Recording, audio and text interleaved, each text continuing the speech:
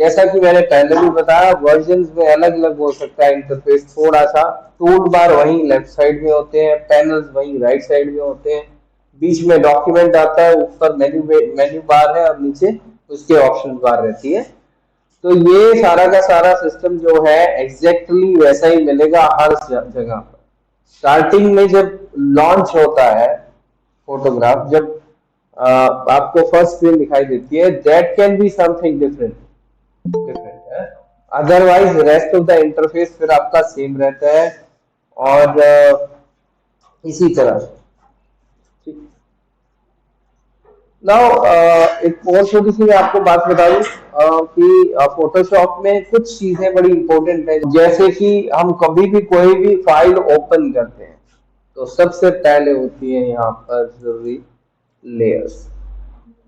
आपको इन पे तो काम करना ही करना है, इसके बगैर काम नहीं हो सकता। क्योंकि फोटोशॉप एडिटिंग के लिए बेस्ट है, तो अलग अलग लेयर्स पे अलग अलग पार्ट्स को एडिट किया जाता है, सो दैट कि एक पार्ट दूसरे पार्ट को डिस्टर्ब ना करे। मैं फर्स्ट ऑफ ऑल सबसे पहले एक फाइल ओपन करता हूँ, कोई भी एक फाइल हो सकती है जिसको हम ओपन करेंगे। और स्ट्रेट अवे जैसे मान लीजिए मैंने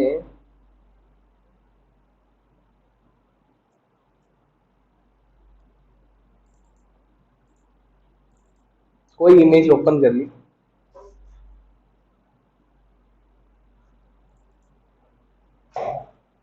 अब देखिए यहाँ पर मैंने एक इमेज ओपन की तो आपको इसमें कुछ चीजें दिख रही होंगी। जैसे ये एरिया जो है वो फिल हो गया, किसी से एक फाइल ओपन होगी, एक डॉक्यूमेंट, जैसे मैंने कल बताया था ये वो डॉक्यूमेंट है। यहाँ पर और सेवरल डॉक्यूमेंट्स आएंगे टैब्स के तौर पे,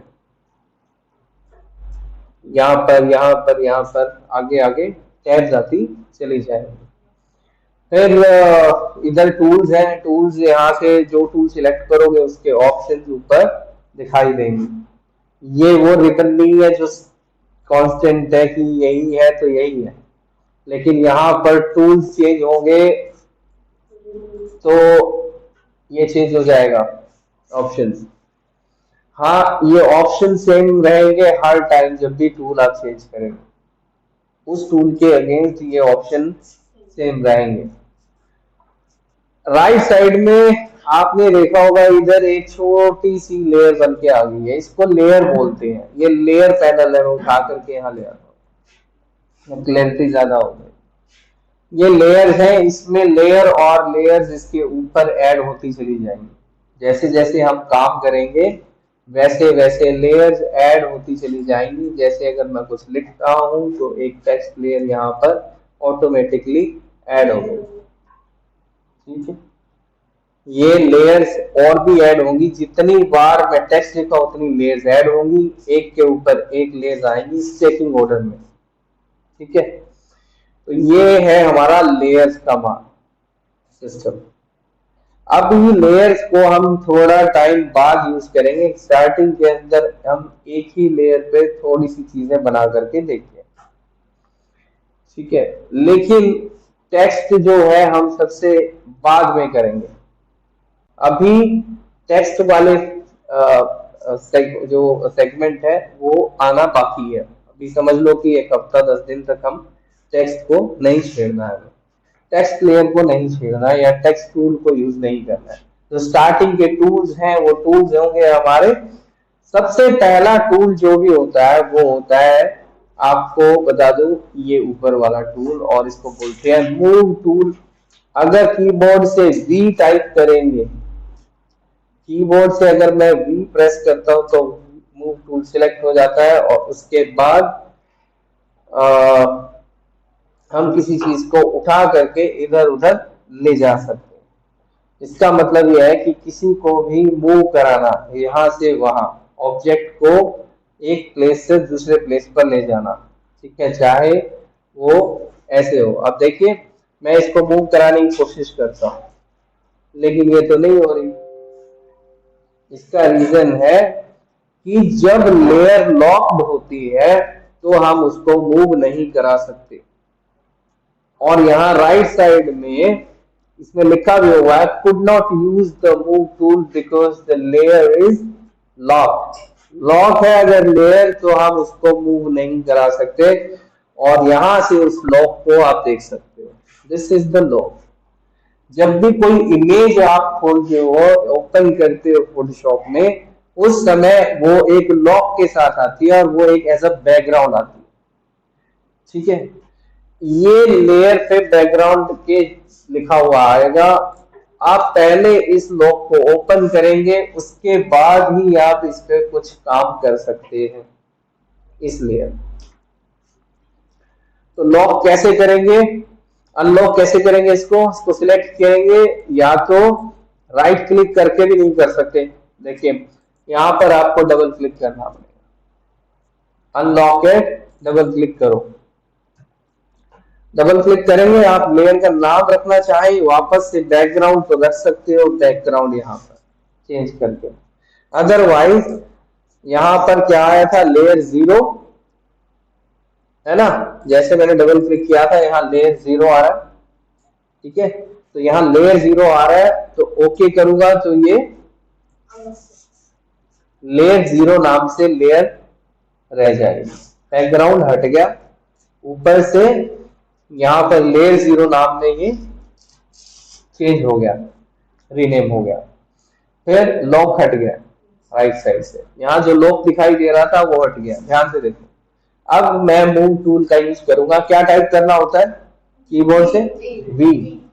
ठीक है, सबसे पहले आपको वी टाइप करना है। अब मैं इसको उठा करके डॉक्यूमेंट में यहां से वहां मूव कर सकता हूं। This is move tool. इसको सिलेक्शन के लिए भी यूज किया जाता है एक तरह से, कि भाई कोई चीज को सिलेक्ट करना हो। अब मैंने इस पे क्लिक किया तो ये मूव टूल सिलेक्टेड है, मैं यहाँ क्लिक करता हूँ, इसको सिलेक्ट कर लेता हूँ।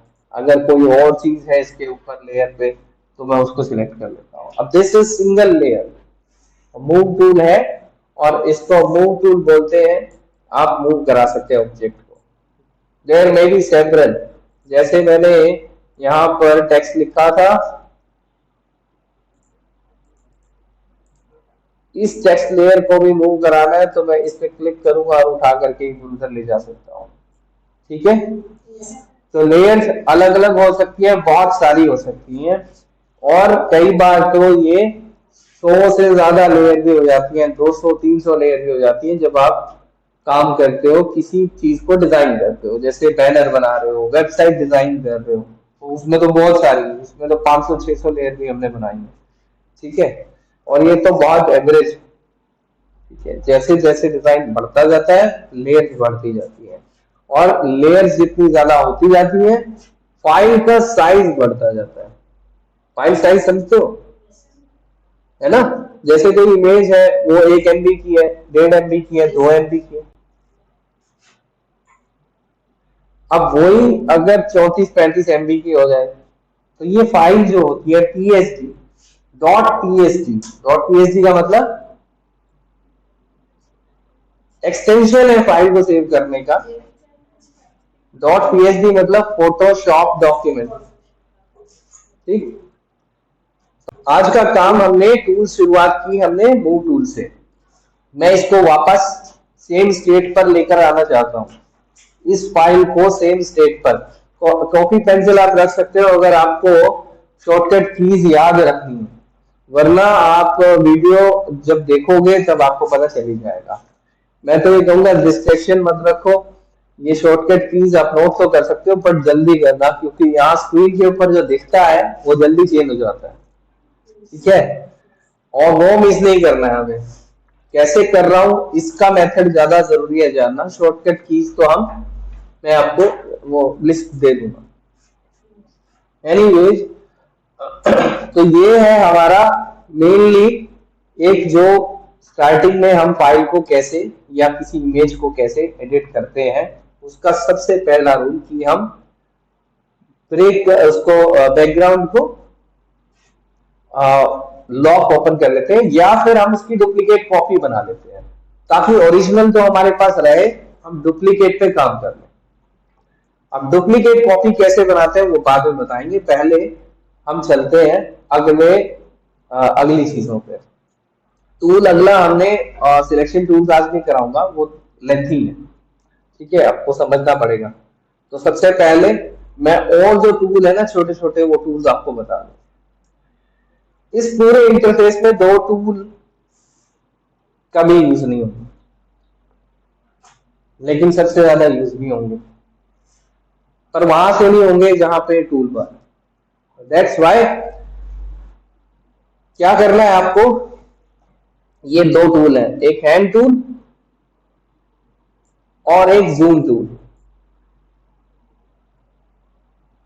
इनकी जरूरत यहां से क्लिक करके आपको यूज करना नहीं पड़ेगा। दिख रहे हैं दोनों नीचे बॉटम में, नो नीड। अब जरा ध्यान से देखो, किसी चीज पे काम करना है मुझे, मान लो मुझे इस कॉफी में कुछ एडिट करना है, इस कॉफी में कुछ एडिट करना, तो मैं क्या करूंगा, इस पर्टिकुलर कॉफी के ऊपर जूम तो करूंगा ना। तो मैं यहां पर जाता हूं जूम टूल पर, उस पर क्लिक करता हूं, ये फिर यहां से जाऊंगा, फिर अपने टूल पे वापस आऊंगा जो से टूल पे मैं पहले काम कर रहा था। तो इससे अच्छा ये नहीं है कि मैं स्क्रॉल से जूम कर लूं, कि मैं यहां पर जाऊं, इस पे क्लिक करूं, फिर बार बार क्लिक करूं। इससे अच्छा है कि मैं माउस स्क्रॉल से जूम इन कर लूं और जूम आउट भी कर सकता हूं। माउस को मेरी तरफ लेकर आऊंगा तो जूम आउट हो रहा है, स्क्रॉल को, माउस का स्क्रॉल जो बीच में स्क्रॉलर रहता है, ठीक है, इस स्क्रॉलर को अगर मैं अपनी तरफ करूंगा, व्हील है ना, व्हील बोलते हैं ना इसको, स्क्रॉलर व्हील है, तो इसको अगर मैं अपनी तरफ करूंगा तो जूम आउट हो रहा है। उसी जगह पर अगर मैं दूसरी तरफ करता हूं तो जूम इन होता है, अपनी तरफ जूम आउट और जूम इन दूसरी तरफ, ठीक है। अब ये माउस स्क्रॉल से हो गया, तो इसकी तो कोई अब वैल्यू नहीं रहेगी, इस टूल की कोई वैल्यू नहीं रहेगी, यहां पर हम इसको कभी यूज नहीं करेंगे, इससे टूल बार से एक्सेस नहीं करेंगे, ठीक है। अब देखिए, अब एक और शॉर्टकट होता है जूम इन जूम आउट का, control plus for zoom in, control minus for zoom out. But ये भी खराब ही चीज है एक तरह से, क्यों है, एक तो ये पूरी इमेज को जूम इन करता है, एक पर्टिकुलर पार्ट पे आप जाना चाहोगे फिर हैंड टूल से जाना पड़ेगा। लेकिन अभी क्या है, मैं किसी भी चीज पे जूम इन कर सकता हूँ, जैसे मान लीजिए ई पे करना है तो मैं ई एरिया पे जूम इन कर सकता हूँ, लाइक दिस, राइट। तो ऐसे ही आपको जिस एरिया को बढ़ाना हो उस पे जूम इन कर सकते हो, आप पी पे पहुंच रहे हो, राइट। अगर मैं यहां से प्लस करता हूं तो पी तो गायब हो गया, कंट्रोल और प्लस से मैं जूम इन करता हूं तो पी गायब हो गया, उस एरिया पे तो काम करना था, फिर मुझे हैंड टूल की जरूरत पड़ती है, उस पी एरिया पे वापस आने के लिए मुझे हैंड टूल की जरूरत पड़ती है, तो मैं यहां से यूज करता हूं और ऐसे ले आता हूं नीचे, क्लिक कर ड्रैग, क्लिक करके रखना है और ड्रैग करना है, तो ये पी पे में चला, ठीक है। लेकिन यहां से हैंड टूल करूंगा और मान लीजिए मैं सिलेक्शन बना रहा हूं या कुछ और कर रहा हूं, तो जो टूल मेरा पहले चल रहा था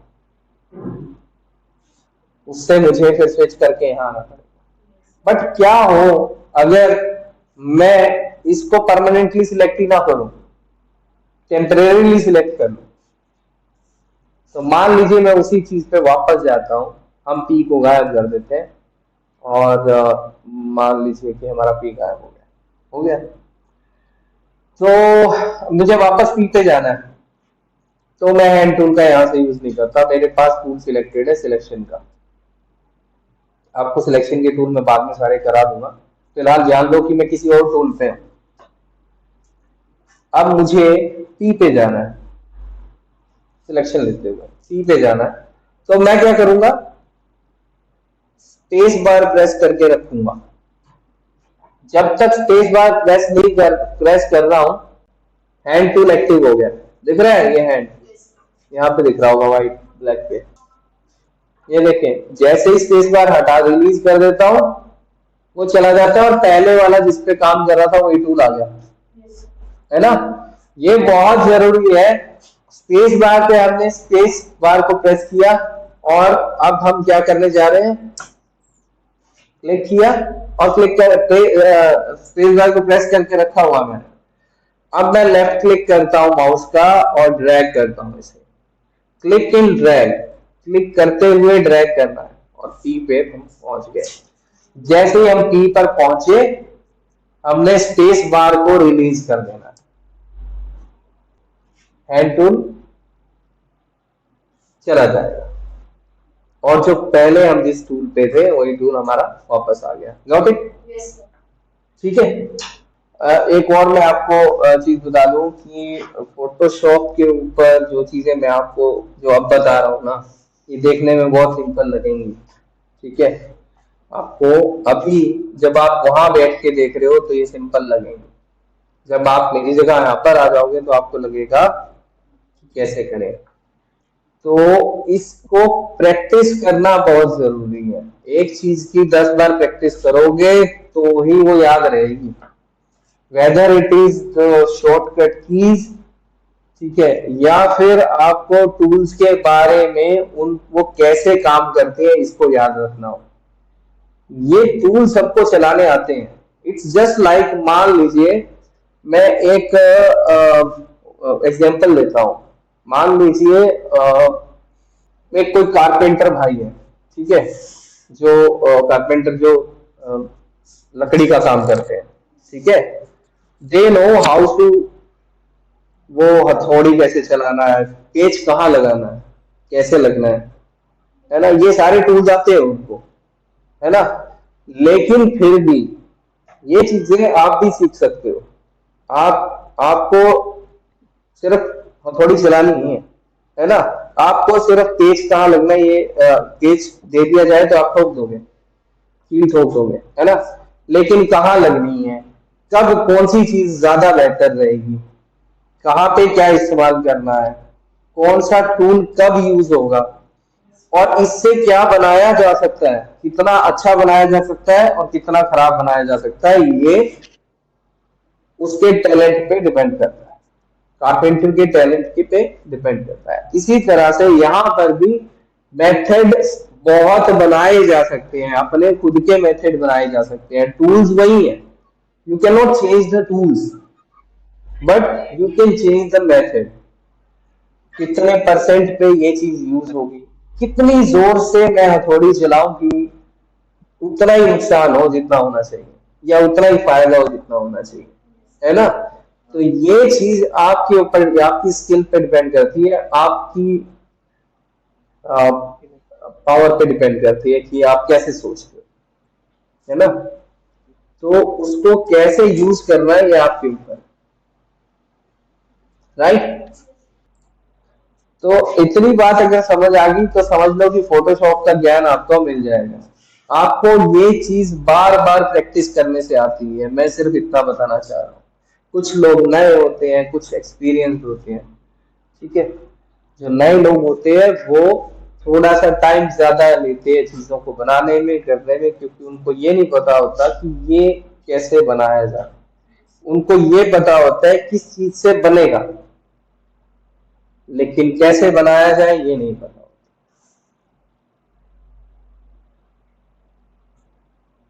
ठीक है। तो हाँ जी, तो ये दो टूल मैंने बताया, जूम इन और जूम आउट। ये एक तो ये टूल, और दूसरा टूल हैंड टूल, जिससे आप एक जगह से दूसरी जगह शफल कर सकते हैं, ठीक है, using hand tool. Click, press hand tool, left click and drag, left click and drag, and you can move around the document, right, easy। तो अब ये हमने याद रखना है। अब कुछ लोग कहेंगे सर हमारा जूम नहीं चल रहा, ऐसे ऐसे नहीं चलता है, समटाइम्स नहीं चलता है। तो एडिट में मेन्यू में आपको जाना है, प्रेफरेंसेस में जाओगे, लास्ट में मिलेगा सबसे प्रेफरेंसेस। प्रेफरेंसेस के अंदर जाके आपने स्टार्टिंग पे क्लिक कर दो, ठीक है, जनरल पे, टाइम ये नहीं मिलते हैं, ठीक है। तो ये प्रेफरेंसेस के अंदर हम गए और यहाँ पर देखिए पहले ही प्रेफरेंस में मुझे मिल गया जूम विद स्क्रॉल व्हील, ये इनएक्टिव होगा आप वाले में। अगर स्क्रॉल से माउस के स्क्रॉल से जूम इन नहीं हो रहा तो ये इनएक्टिव होगा। और ये जरूरी नहीं है कि ये जनरल में ही हो, अब किसी किसी वर्जन में ये जनरल में नहीं है, यहाँ पर एक सीधा सा कुछ आता है टूल्स करके, है ना, शायद नए वर्जन में यहाँ टूल्स करके एक और टैब है इधर, जैसे यहाँ पर इंटरफेस, फाइल हैंडलिंग, परफॉर्मेंस, यहाँ पे टूल्स होगा, उस टूल्स के अंदर जा करके आपने ये जूम विद स्क्रॉल व्हील को एक्टिव कर देना। कैसे कर देना, माने जूम विद स्क्रॉल व्हील को चेक करना है, ऐसे चेक।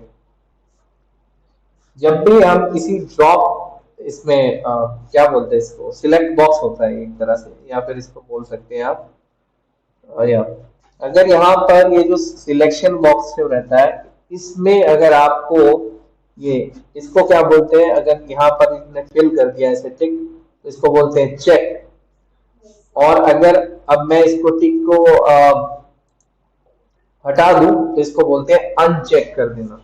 ठीक है, तो ये कंप्यूटर शब्दावली है थोड़ी सी, कभी कोई आपको सीनियर है बोलते हैं कि इसको क्या करना है, ये इसको अनचेक कर दिए उधर जाके, तो ये मत समझना अनचेक का मतलब क्या है, इसका मतलब यही होता है चेक और अनचेक। ठीक है, टिक और नो टिक। हाँ, तो जूम विद स्क्रॉल व्हील को सिलेक्ट करना है, टूल्स के अंदर जा करके मिलेगा कईयों में, तो यहाँ जनरल में ही ढूंढते रहोगे, सर ने बताया था नहीं हमारे वाले में क्या करें, ऐसा नहीं होना चाहिए। ठीक है, थोड़ा सा गो थ्रू हो जाना, और किसी चीज को छेड़ना नहीं है बेकार में।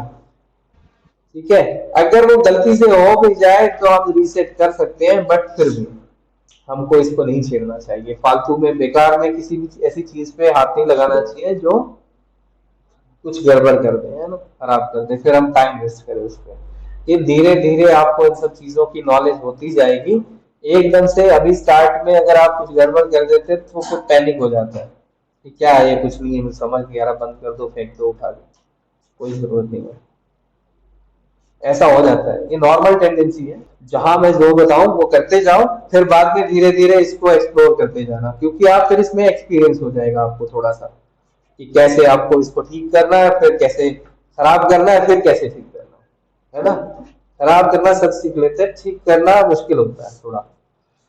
तो फिर आगे आते इसी के अंदर एक और चीज मैं आपको बताना चाहूंगा, प्रेफरेंसेस के अंदर ही जो आपको करनी है वो ध्यान से देख लेना। ये जो देख रहे हो ना फाइल हैंडलिंग, तो यहाँ पर रिसेंट फाइल लिस्ट जो है वो 30 है। ये कहाँ से आती है देखो जरा, यहाँ ओ फाइल में गए, ओपन रिसेंट के अंदर आपको लास्ट 30 फाइल में जिन पे काम किया है वो मिलेगा, है ना। एक्सेल में भी होती है, हर एक सॉफ्टवेयर के अंदर लगभग रिसेंट फाइल्स होती है। तो वहां से जाकर के आप 30 कर सकते हो, 10 कर सकते हो, जो भी आपको ठीक लगे। यहाँ पर गए, फिर से हम जाते हैं, अब की बार जाएंगे हम परफॉर्मेंस में, और परफॉर्मेंस में यहाँ पर मैं जो बात करूंगा और किसी चीज को नहीं छेड़ना, फिर से हिस्ट्री स्टेट्स को ज्यादा कर लो, हिस्ट्री स्टेट्स को ज्यादा कर लो, ये मेरे ख्याल से बहुत कम होती है, स्टार्टिंग में 5-7 होती होंगी, इसको ज्यादा कर लोगे तो आप ज्यादा बार अंडू कर पाओगे, यानी कि अंडू की कैपेसिटी आपकी चेंज हो जाएगी। अंडू में 99 टाइम्स कर सकता हूं अभी के हिसाब से, इसके अंदर मैंने 99 छोड़ा हुआ है, आप चाहें तो 50-60 जो भी करना चाहें कर लो, ज्यादा करना है ज्यादा कर लो। क्या होता है, वैसे तो जरूरत नहीं होती, बट ये वैसे क्लिक करके मैंने ज्यादा कर दिया। स्टार्टिंग में क्या होता है कि आप कुछ गलत कर गए तो आप अंडू ज्यादा कर सकते हो, काफी बार पीछे जा सकते हो, तो जितने ज्यादा अंडू हो उतना ठीक है हमारे लिए। लेकिन फिर भी अगर 20-30 से ज्यादा अंडू करते हो तो इसका मतलब हम गलतियां ज्यादा कर रहे हैं, और गलतियां करनी नहीं चाहिए, होनी ही नहीं चाहिए, समझ लो बस। ठीक है, तो ये भी जरूरी है कि आप यहाँ पर इसका साइज एटलीस्ट जितना है 5-7 उससे बढ़ा करके 50-60 कर लें, स्टार्टिंग में आपको जरूरत पड़ेगी, है ना। अब तो हमें तो नहीं करनी पड़ती, लेकिन फिर भी आप लोग इसको थोड़ा ज्यादा कर। तो ये है हमारा, मैं यहाँ से कैंसिल भी कर सकता हूँ, ओके भी कर सकता हूँ। ओके करूंगा तो ये फिक्स हो जाएगा कि हाँ 87 बार मैं अनडू कर सकता हूँ, राइट। तो मैं इसको फिलहाल के लिए कैंसिल कर रहा हूँ, आप ओके करें। तो ये जो है ओवरऑल अभी तक जो हमने किया प्रेफरेंसेस तक, मेरे ख्याल से ये ओवरऑल आपको एक साधारण से को ज्ञान मिल गया होगा आपको कि बेसिकली टूल्स क्या होते हैं और टूल्स के साथ ऑप्शंस क्या आते हैं। अगर मैं यहाँ पर देखूं तो यहाँ पर टूल का ऑप्शन क्या आता है, auto select, auto select layer. इनके बारे में हम बाद में जानेंगे। अभी फिलहाल के लिए समझ लो कि अगर ऑटो सिलेक्ट लेयर यहां से सिलेक्टेड है तो हम इसको क्लिक करके ड्रैग कर पा रहे। ऑटो सिलेक्ट लेयर यानी इस लेयर को सिलेक्ट कर लिया। अगर यहाँ ना हो ऑटो सिलेक्ट लेयर तो सिलेक्ट तो इसने इसको क्लिक करके ड्रैग तो कर लिया, बट ये सिलेक्ट नहीं करेगा। अब जैसे मान लीजिए मैं कुछ लिख देता हूँ यहाँ, ठीक है। तो ऑटो सिलेक्ट लेयर है यहाँ पे। ऑटो सिलेक्ट अगर मैं हटा दूं तो कुछ बच्चे नहीं कर पाते उसको ड्रैग, ठीक है। नीचे वाली लेयर सिलेक्ट नहीं कर रहा है, जिस पे है वही सिलेक्ट कर रहा है। मैं नीचे पे क्लिक कर रहा हूँ, इसको नहीं ड्रैग कर रहा। क्यों नहीं कर रहा? क्योंकि ऑटो सिलेक्ट ऑफ अनचेक, मैं नीचे वाली लेयर को सिलेक्ट नहीं कर पा रहा, इसीलिए क्योंकि ऑटो सिलेक्ट जो है वो अनचेक है। इसको चेक करेंगे और जिस मर्जी अब लेयर को मैं सिलेक्ट वाली लेयर पे क्लिक करता हूं तो उसको सिलेक्ट कर लेगा। ऊपर वाली को क्लिक करेंगे तो इसको सिलेक्ट, राइट।